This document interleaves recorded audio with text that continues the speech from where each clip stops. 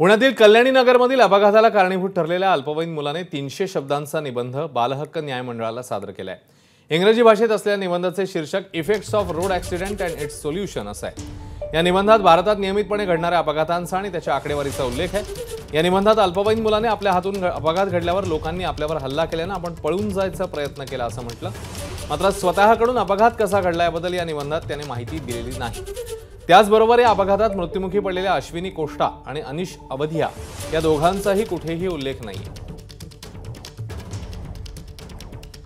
आणि याबद्दल अधिक तपशील जाणून घेऊ आपण। मंदार गुंजारी आहेत आपल्या सोबत।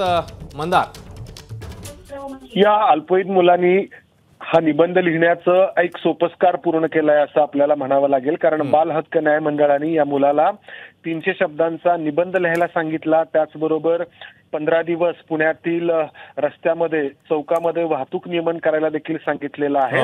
समुपदेशन देखील घ्यायला सांगितलेलं आहे।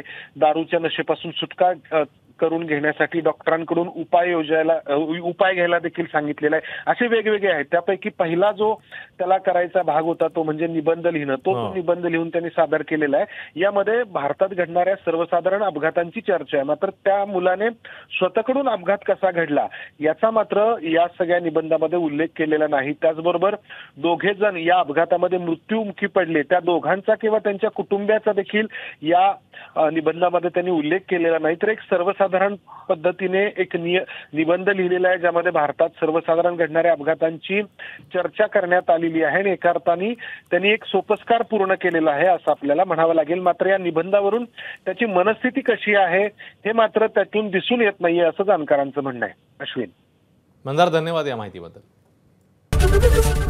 एबीपी माझा, उघडा डोळे बघा नीट।